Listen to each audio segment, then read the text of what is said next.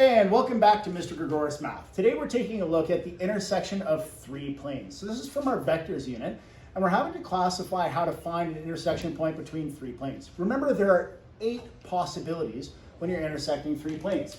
Here, I have 3 planes here. So I've got plane 1, plane 2, and plane 3. I won't bother reading them all off. You can just hit pause and go ahead and read them for yourself.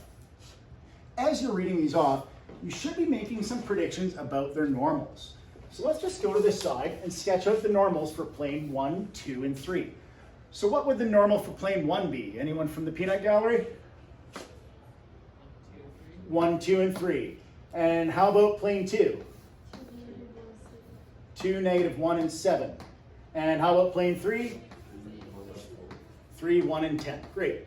What we notice about these normals is that none of them are scalar multiples of one another. So we know that there's no situation where these planes are parallel.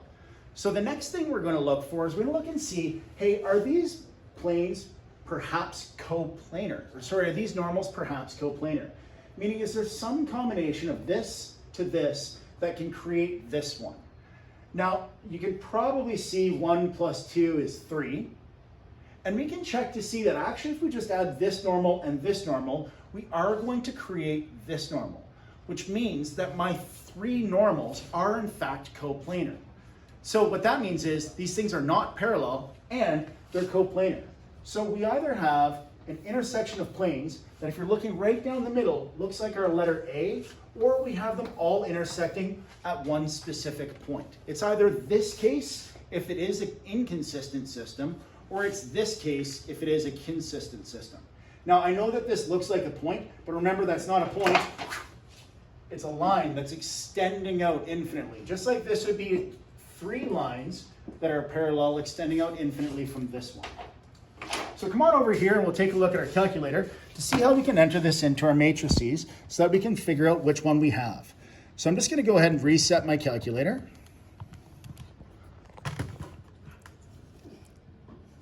And I'm going to press second function inverse to pull up my matrix calculation. I'm going to have to enter this in. So I'm going to try and scramble through some of the lighting there. There we go. I'm going to go over to edit, and I'm going to edit in a matrix.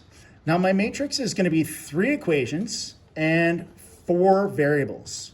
So that's going to create this system of x, y, z, and my constant. So my components were 1, 2, 3, and it was 0 on the right-hand side of the equation.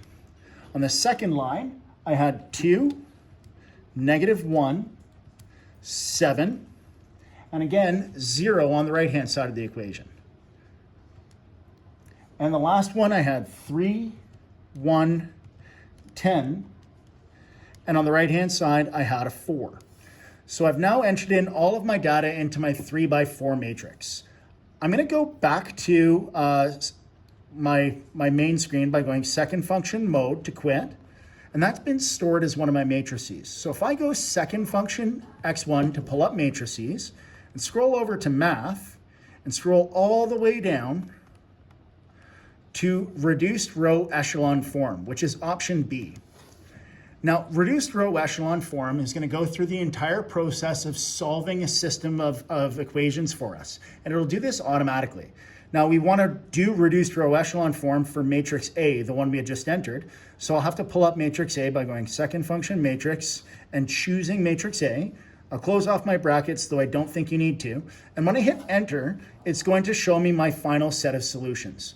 So you'll see your solutions are 1, 0, 3.40, 0, 1, negative 2, 0, and lastly, 0, 0, 0, 1. It's this last row, and we'll zoom back out to here. It's that last row, and I'm going to ignore the first 2 rows and just talk about that last row that we have.